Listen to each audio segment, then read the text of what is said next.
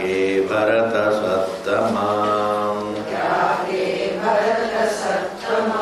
Tyago hi Purusham Vyagra Trivida Samprakirtitaham Yajnadana Tapah Karma Atyajyam Karyameva Tat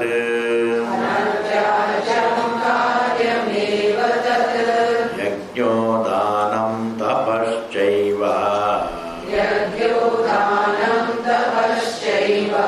Bhavanani Manishinam Etanyapitu Karmani Sangam Tyaktva Phalani Cha Kartavyani Me Partha Nishchitam Matamuttamam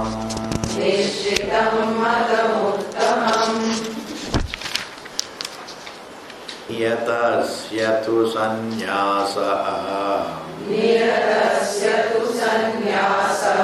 Karmano nopapadyate Mohattasya parityagaha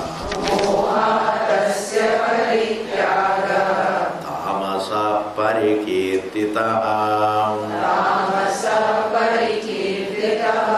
Dukkhamityeva yat karma Kaya klesha bhayatyajet Sakritva rajasam tyagam Naiva tyaga phalam labhet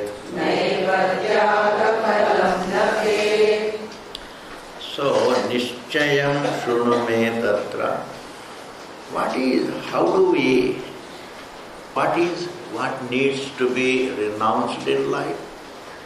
And what is it that should never be renounced? There is something to give up and something to follow. In life, this is the pattern. There are paths which need to be abandoned and there is something right to be followed.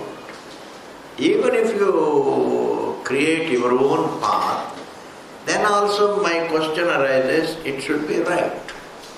It should ultimately help you grow, help you become happy. That's it. Anything that makes you happy is right. But if you cut somebody else's throat, it's not going to make you happy. Swami, supposing I think it will make me happy, no, it will never make you happy. Because happiness can never come by the very definition of the wrong. A wrong may give you comfort, but not. Comfort means can give you a better house, it can give you a better furniture, it can give you more money. These are all called material comforts. But inner great joy comes through a right action. Therefore, Nishchayam Shrunume Tatra Tyagi in the matter of Tyaga, Bharata Sattama, hey Arjuna, please listen to my opinion, listen to what I have got to say, a definite view. Tyago hi Purusham Vyagra, hey Purusha Vyagra. Purusha Vyagra means you are like a tiger among men. You are brave. Just as you are emotionally brave, if you are intellectually also brave, you can find the truth. Intellectual bravery takes you to the truth. Intellectual bravery is to see the right as right and wrong as wrong. Emotional bravery is something, you love your children and you are ready to do anything for them. That is called emotional bravery. Emotional stamina. Your attachments also can give a lot of stamina to you. That's why mother can work 24 hours without getting tired. Where from does she get the energy? She loves her children, that's it. And she gets happiness. Amazingly, mother is the only person who gets tired and says, I am happy. Everybody else says, I am tired, therefore I need a vacation for a few months. Mother works day and night but never feels tired. There is anandam in that. Anandam. This is emotional. But just as we have emotional commitments, if we have intellectual commitment, meaning what? To know what is the truth and what is not the truth. Everything that presents itself to me need not be the truth. So I have to discern. The Lord Yama also says the truth and the untruth both masquerade each other and present themselves to you. You have to discern. Good, bad, both in a mixed state they present before you. You have to discern. In this world you have to all the time discern. This gives me happiness, this doesn't. This is right, this is wrong. Like this, that discerning. That discerning mind is a student of truth. Simply a mind that it only a desiring mind. All the time desiring, not discerning. Be a discerning person rather than a desiring person. As a discerning person, you are a thinking person, because thinking by definition simply means discerning. Because life is a mix of good, bad, right, wrong, truth, untruth. They all come. It's like a chawal, a rice with a lot of stones in it. Life is like that. And what do? Throw the whole thing away? No. You have to, this is a stone, throw it away. This is rice. For discerning. Discern between diamonds and pebbles. Discern between right discipline. This will give me health. This will this will add weight to me. It will add weight to my body, therefore no. And if you go on discerning, you become receptive to what you discern. Start following your discerning. Desiring makes you only thirsty. Because all that you desire, you don't get it. And when you don't get, you get frustrated. That is called, you become frustrated. Desires frustrate you. Discerning cheers you up. Discerning can help you. Supposing you don't get some object, you say, so what? Nothing great. It's like anything else. That is discerning. It's like anything else. So what?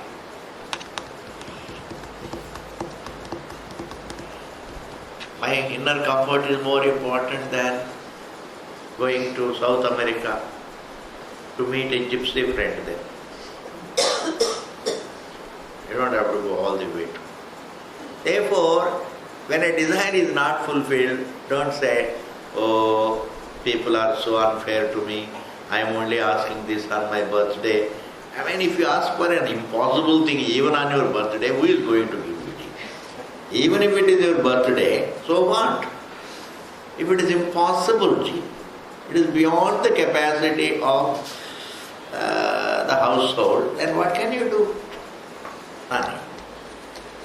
Tyago hi purusha vyaghra trividha, threefold. Even renunciation is threefold.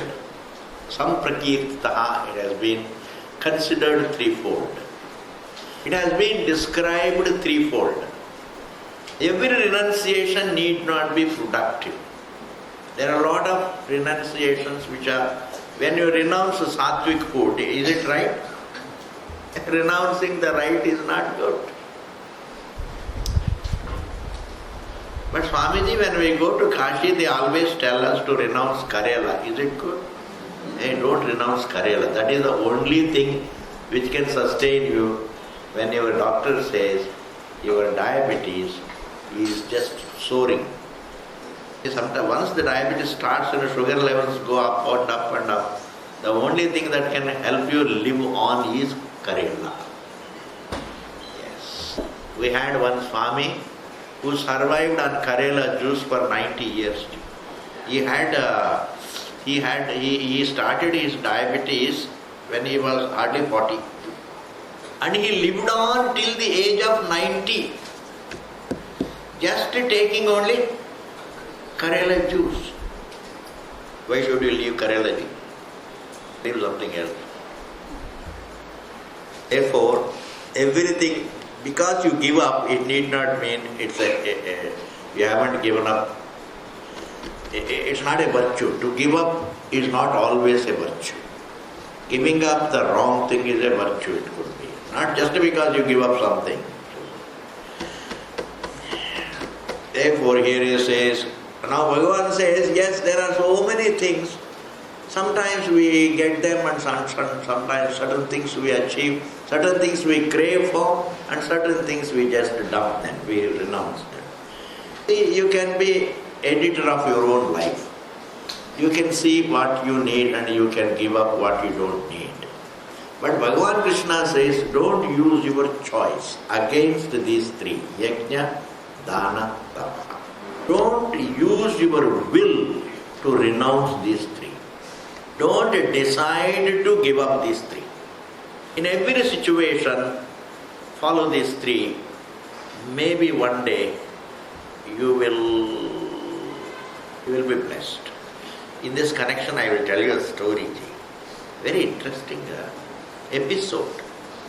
There was a German drinker, man who used to drink very expensive whiskey. He would finish off 1 or 2 bottles every day and store all the empty bottles in a storeroom. And the inflation went on and then the economy was changed.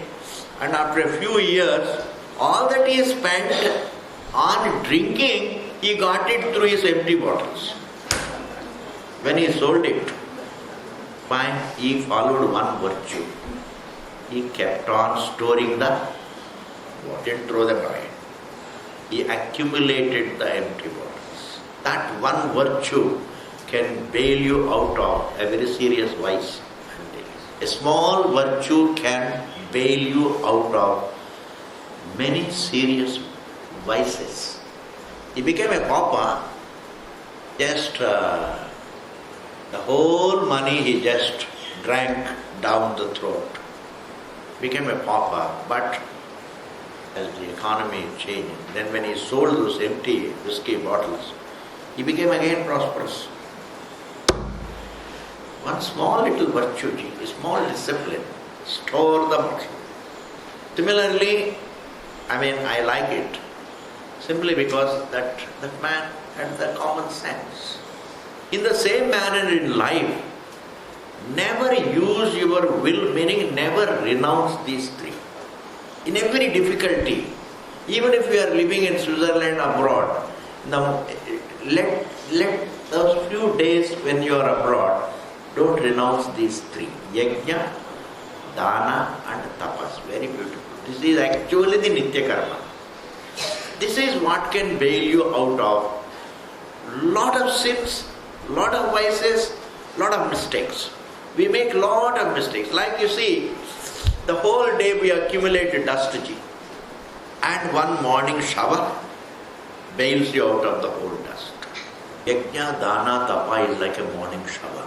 To have one shower, all that we accumulate throughout the day, it just pulls us out of dust and muck and sweat and sluggishness and so many things.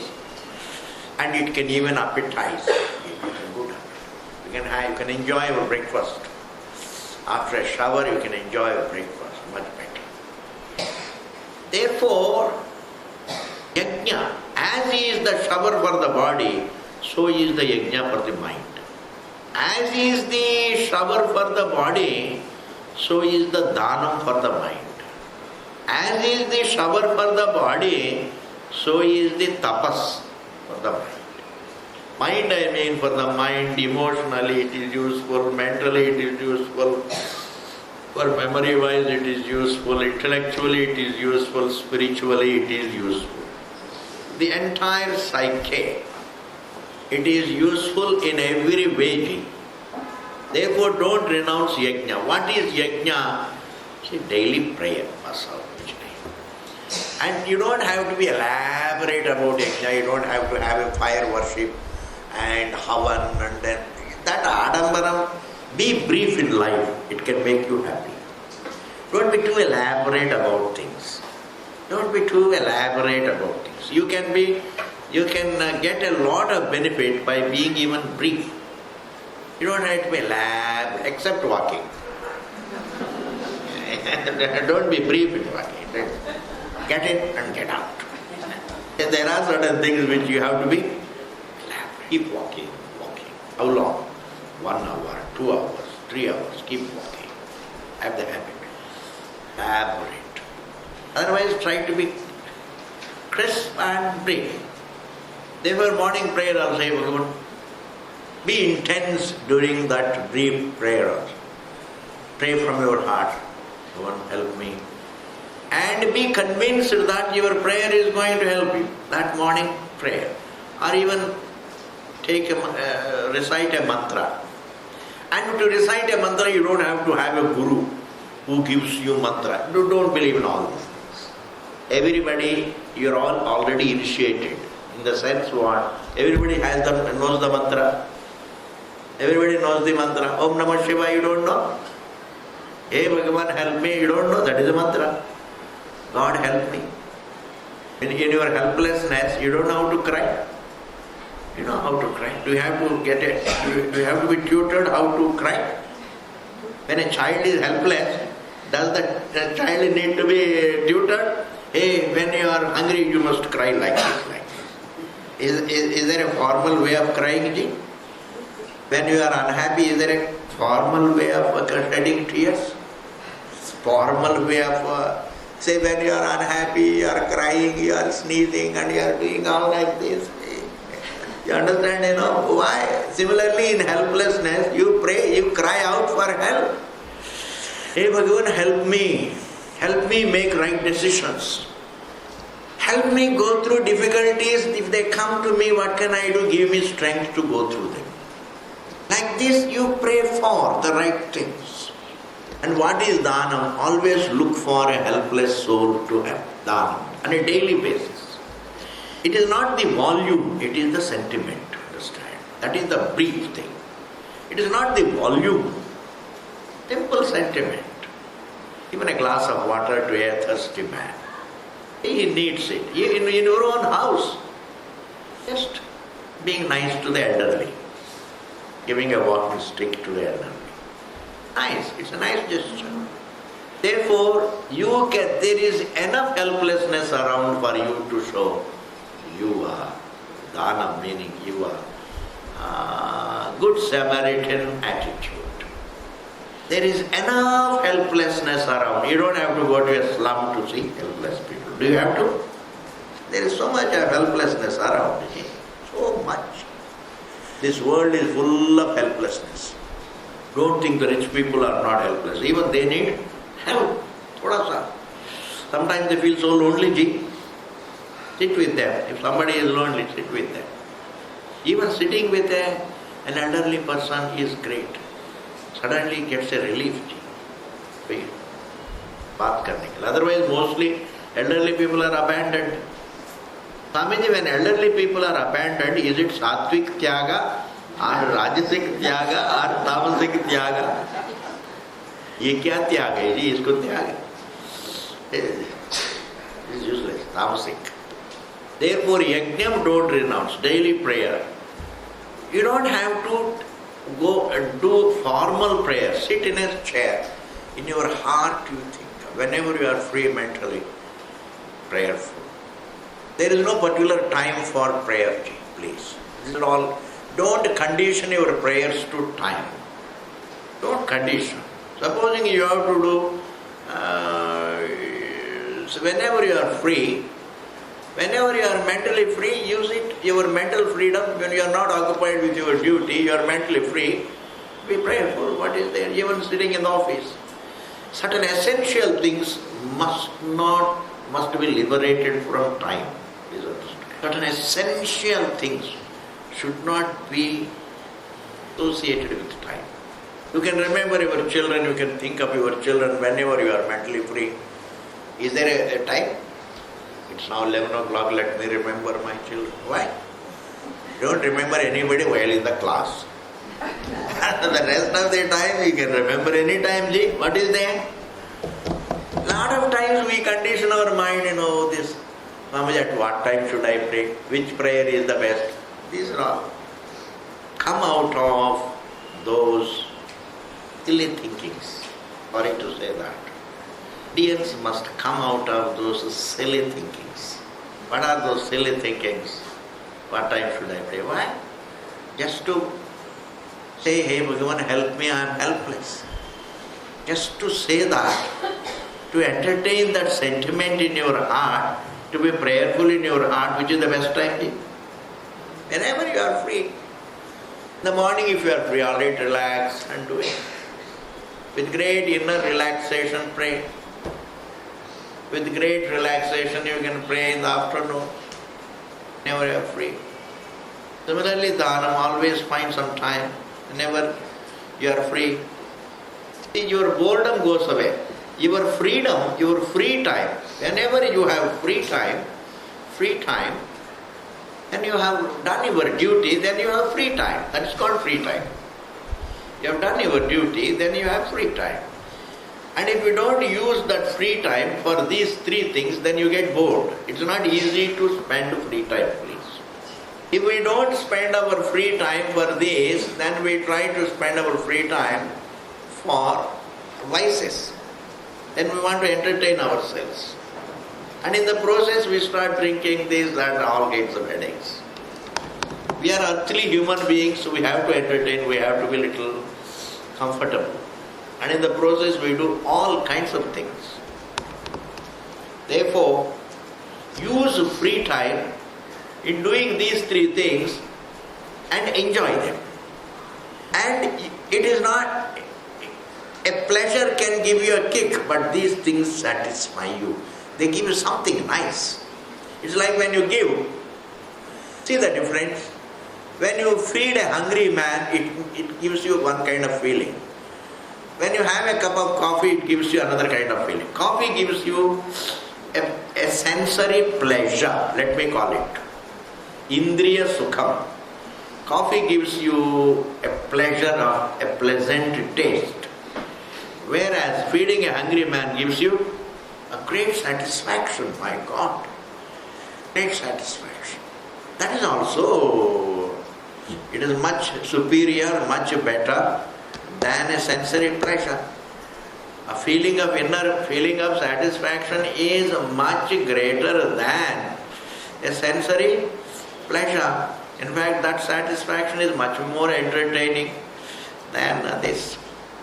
Anyway, yajna, dana, then tapa karma, discipline. Tapas can be translated as austerity, penance, but these are all, I don't want to use these high sounding words. Say discipline. We all need discipline. Tapas means discipline. And discipline gives us a lot of happiness. Even to take the right food is discipline. To keep up one's timings is also discipline. Exercises are one's discipline. Like, I'll tell you, when you walk and go to gym and then do a lot of exercise, a lot of people do it so that in the evening they can enjoy their drink and non-vegetarian food. Because they want appetite. So they do a lot of it so that they can burn out all the calories so that they can accumulate all of them again in the evening. This is a sensory pleasure-based discipline.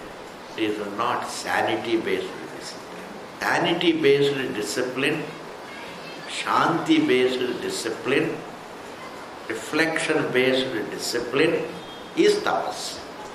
Whereas the discipline that you go through to enjoy more is not tapas. It is just really hard work.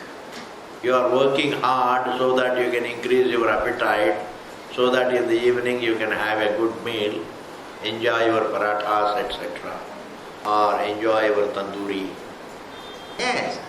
I mean, do you think people think like that? Of course they think. Of course they think. But go through disciplines to be peaceful within, not for indriya bhoga, not for sensory pleasures. You can have sensory pleasures there also with discipline. You can consume, but with discipline. Yajna, dana, tapa, karma, natyajyam. Should never, these three cannot be renounced. What are they? Daily prayer, daily charity, means daily comforting others. It's a great thing. Daily dhanam, comforting that personal touch. You are giving your personal touch to somebody to comfort him. A few words spoken to his heart. Comforting words. That is called dhanam. Not just merely giving some object or something. That is also okay, that is also dhanam. But much more useful is comforting a person. Give something and comfort. Natyajam, these three things should not be abandoned. Aryameva tat, they have to be done. Don't use your will against daily prayer, against daily dhanam and against daily discipline. So if a person follows these three things, what happens is, these three things can bail you out of all your flaws in life. These three things can bail you out of all the flaws, of all the shortcomings in life. Yes. It's like a daily shava can liberate you from the dust collected throughout the day. It's a very simple thing. But the mind also collects dust, ji. Mind also collects a lot of problems.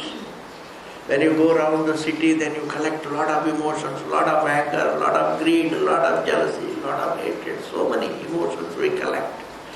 And by the time in the evening, late in the evening, by the time you come back, you are so tired and you are so disgusted. The evening when you come, you get disgusted. Then for the first few minutes you say, इस शहर में रहना ही नहीं चाहिए. The immediate reaction. Then the Mem Sahib says, चलो ऋषिकेश जाके रहेंगे. तो वहाँ पर क्या करेंगे? वहाँ पर पैसा कैसे कमाएंगे? तो चलो यहीं पर रहो. Don't crib. But all these reactions, mental reactions will go away. Think of Bhagavan. Think of the truth. I may be sounding as a theologian, but I am telling you, there is a reality, the truth. It is the truth of our mind, our body and the universe. Wherever there is appearance, there is a reality. Come, Parameshwara, hey Bhagavan, help me. You are being absolutely spiritual. When you pray and mean your prayer, you are into spirituality. It is great. A lot of rituals we perform and then we don't mean them. We are mechanical. Anything touches you only when you mean it. Even when you say somebody, God help you, God bless you, and then mean it in your mind, means a lot. It touches, it gives you satisfaction. Therefore, when you think of the objects, they only create desires. When you think of Bhagavan, it just really liberates the mind from desires. Liberates the mind from the memories of the objects. Yes. And Swamiji, there are so many people, religious people who think of God and talk about God, but they are full of desire. That means what? They have a facade of being religious. They don't mean what they do in their heart. That doesn't matter. But you pray and you mean and see what happens to you. Therefore, the memory of God, when you think of Parameshwara, it bails you out of the memories of the objects. Bhagavan is one thing, truth is one thing which is not associated with another thing. Whereas every object, when you remember an object, it leads you to the memory of another object due to the law of association. Like you think of Balaji, it takes you to the memory of Laddu. Is it not? Can you think of Balaji without thinking of Laddu? I don't think so. Think of Calcutta and then immediately think of Machli. Machi. Right? Association. Or you think of Calcutta, you think of Sandesh. That's much better example. Or you think of Punjab, then you think of so many things. Oh. But when you think of Parameshwara, you think only of Parameshwara. You become peaceful. I'm telling you. The thoughts of the truth put you to peace immediately. Why? Because God has no association with other things. Silence has no association with anything. Sounds are associated. You think of a Karnataka sound, then you think of all the singers. You think of a Hindustani sound, then you think of all the singers. You know, this memory keeps, we keep drifting from one memory to another memory by the law of association. We can't control it. It's very difficult. That is why think of Bhagavan, you drift less. It is only the prayer to Bhagavan that can give you Shanti. But logically speaking, I am not talking in terms of emotions. Logically speaking, it's like, when you think of a sound, it leads to another sound, it leads to another sound, it leads to all this, so many, the whole prapancha. Every detail in this creation is connected to every other detail. The association, every detail is associated with every other detail in this world. You can begin with a detail and you can go around the world. And the mind will be like breeze, it will keep moving from object to object to object. But the source of all these details has no association with anything. Like silence. Silence has no association. You think of silence, you become silent. You think of a sound, then you go to another sound, another sound. Therefore, daily prayer gives you, not only it is a purificatory, but it is also a stabilizer of your mind. It curtails restlessness. See, daily prayer gives you mental peace, mental purification, mental steadiness, plus you will be somehow or other, you will be more compassionate and less reactive. Become more and more logical. Prayer makes you more peaceful. As you become more and more peaceful, you become more logical and less reactive. Yes, all our reactions take place in the realm of mental restlessness. You are in a hurry to go back to office. You are in a hurry in the morning to go to office. And you are looking for something and you are not finding it. That is the time you say, इस घर में कुछ मिलता ही नहीं जब चाहिए. ये बोलते हैं ना, इस घर में केवल इस घर में, बाकी सब ठीक है. This is a reaction. We say things in anger so much. We react so much. Therefore, when do we react? In anger, in restlessness. And the one thing that can compose our anger, compose our mind is prayer. Please don't look upon prayer because people are so familiar with that word prayer. they take it very lightly. Take it very lightly, the value of prayer. Like even though we are very familiar with food, but we can't take it lightly. We need it. We are familiar with food, but we can't take it lightly. Food can kill me. Food can give me life. Food can kill me also. Take it lightly. Has great value. Similarly, prayer, even though we are all familiar, but we take it lightly. In the sense, we know it. No. In fact, all that we are familiar with, I'm telling you something greatly important in life. All that we are most familiar with are our essentials. Food that we are most familiar with is very essential. We are most familiar with air. We are most familiar with our prayer. That is also most essential. We are most familiar with the phrases like Sabar Karna, etc., etc. Yes. We always want to hear something new, as if the old things have gone out of elements.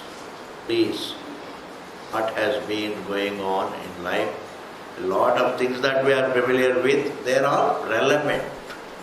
In the process of looking for new things, we break with the old things, and in the process we break with the essential things. I want to eat something new. I want to eat something new. I want to eat something new, and in the process I lose. I break with the old. The already we break with.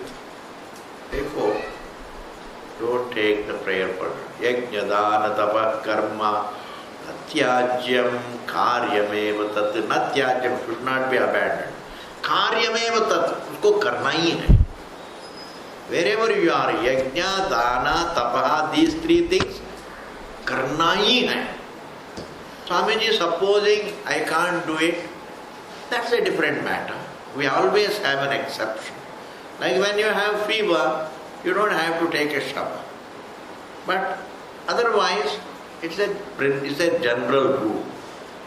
Wherever you are, in every situation, don't give up these three things just because you incur some losses in business.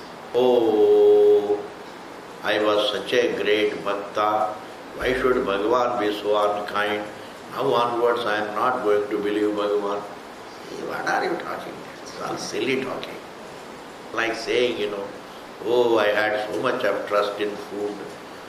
Then really I took some food and then it gave me some stomachache. Therefore from today onwards I am not going to eat food. Aisa hoga? Not going to have food at all. Yajna, dana, tapaha is not meant to promote business. It is meant to promote our inner soul, inner thinking, to be able to cope with the situations. Yajno, danam, tapaschaiva, second line.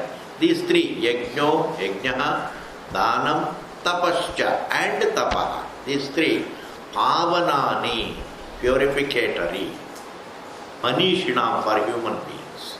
For human beings, what is most purificatory is yajna, dana and tapa.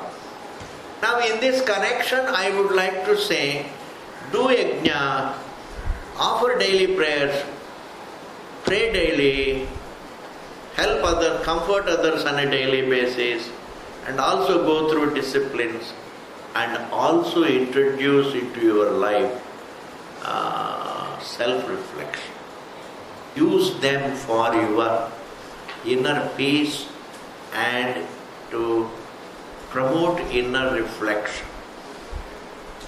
As a student of truth, offer daily prayers. As a student of Vedanta, offer daily worship. As a student of Vedanta, follow daily discipline. As a student of Vedanta, comfort others. Like, as a school-going child, you have uniform. And as a school-going child, you are dedicated to education. Then you have books, and then, you can put that wrappings on the books, What is it called? cover, putting cover. As children we used to look for brown paper. As children we used to get so excited to get the brown paper from the village municipal, because they used to get all these brown paper for their books from the government. And we used to run to village municipal and then get all the brown paper to cover all the books, new books. We used to get so excited seeing all new books, going from one standard to another. All these things you can enjoy only when you are dedicated to education. You can't enjoy your school uniform, you can't enjoy your, your books, your bag, nothing. You can't enjoy carrying your pen and pencil. You just don't know. If you are not interested in education, then all these details will become haywire. You will be so disorganized as a student. You will be so disorganized, so unorganized, so disorganized a child. Why? You are not interested in study. Similarly, this yajna, dana, tapaha will help you organize your life and also do them as a student of truth. You can enjoy them as a student of truth, as a student of peace, as a student of happiness, as a student of sanity, as a student of truth, as a student of understanding what are we, as an exploring student. You should be an explorer student into yourself. What is this? Everybody wants happiness. Now where is that happiness? Everybody wants shanti. Where is that? The Shastra says it is your being. Now without looking at myself also really, without verifying whether the Shastra says right or wrong, I can't dismiss it is wrong. I can't, such a serious statement I can't dismiss without verifying. Is it not? Especially when your mother says something, you can't dismiss it. And the Shruti is like Mother Shruti. It is God's teaching. Because parents are not going to say anything that's not good for you. Parents always tell you what is right. Therefore, if the Shruti says, Maya, all that you are looking for is indeed, that is your being. Like the way being told, hey, you want to be water, that you already are. You want to reach water, that you already are. You want to reach the ocean, that you already are. I mean, how can it? Now, can the wave dismiss it? Without verifying, if it dismisses, it's a loser. A mother's advice, if you dismiss without verifying, then you are a loser. Yes, you are a loser. You are a loser. And if you are a loser, you are a loser. If you are a loser, you are a loser, then what can you do about it? You can't really make up for that loss. Especially the loss that one incurs by defying a mother's advice. That loss you cannot make up for and recover. It's very difficult. Because they give very essential. Maybe my biological mother may mislead me, but not Mother Shruti. This is God's teaching. It is the truth's teaching. Therefore, as a student of truth, as a student of myself, if everybody wants to happiness, I must verify what the Shastra says. Shastra says you don't have to go anywhere, you don't have to achieve anything, look at yourself. What, look at this?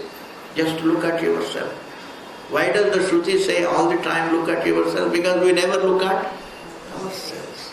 We stand in front of the mirror, look at our form and then be gone. All is well. Hair is well, dress is well, all is well, and then be gone. Look at yourself and be gone. That is not looking at us, that is looking at our form. But the person who sees, he is the truth. The one who carries the form here and there is the truth.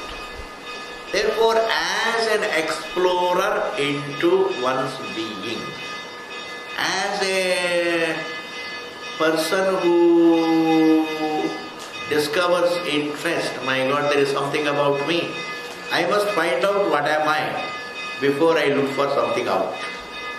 Even to look for money, I must know I don't have it. But without really verifying whether I have it or not, what is the use of working for money? Ji? Supposing my ancestors have left a lot of money in my name, then I have to find out. Supposing I am working for money and somebody comes and says, Bhaiya, you don't have to work for money. Like a prince, doesn't know he is a prince. As a child he was kidnapped by somebody and he was brought up as a beggar. It happens, a lot of children are kidnapped and they are converted into beggars. So the prince also was kidnapped and he came up as a beggar. And then later on somebody discovers he is that prince because his face says there are some princely qualities. Therefore, some astrologer says, my dear, you don't have to beg.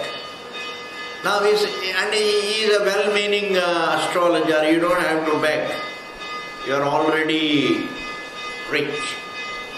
Now, without verifying what he is saying, the prince should not dismiss it. It's wrong. Whenever a well-meaning person says something, you better look at it closely. A well-meaning person, whenever he says something, don't dismiss it. Similarly, a well-meaning literature says, all that you are looking for is your being, look at your being. As a student of yourself, follow daily prayer, follow dhanam, follow the Okay, ji. This we have completed. Therefore, resist the temptation to abandon them. Resist the temptation to abandon them. Because temptation comes from for so many reasons. You don't want to go through, physically difficult to sit and pray. You are all the time looking for some entertainment. I want all the time the world to entertain me. That's why I put on the TV and see something entertaining. Then I keep on switching, changing the channels. Nothing is entertaining. And then afterwards we get so bored with the channels. I want something to entertain because I feel so restless. Therefore, here Bhagavan says, these yajna, dana and tapa, these three things resist the temptation to abandon. Why? Because there is always temptation for an entertainment. The temptation for entertainment tempts you to abandon the right things in life. The temptation for spicy food tempts you. The temptation for spicy food makes you abandon the right. You resist the temptation for the spicy, then you will be with the right. Learn to resist the temptation. Learn to resist the temptation. That is tapas. That is a kind of penance. Resist the temptation because there is nothing in it. Even when you are tempted by masala, mirchi, too much of salt, deshi ghee, etc. As if deshi ghee is amritam. As if any ghee is dangerous. What about deshi ghee, cow's ghee? As if cow is not an animal. That is also animal fat. Any animal fat is full of this. Now, see, our Shastra says, Gritam vai ayu. In those days it was said because people used to be very hard working. Now if you take cow's ghee and then remain sitting on the sofa the whole day, hey Rama, it doesn't become amritam, it will become visham. Therefore, resist the temptation for all these wrong things. And therefore resist the temptation to abandon these things. Okay, ji. Next verse. Etanyapitu karmani Sangam tyaktva phalani cha Kartavyani ti me partha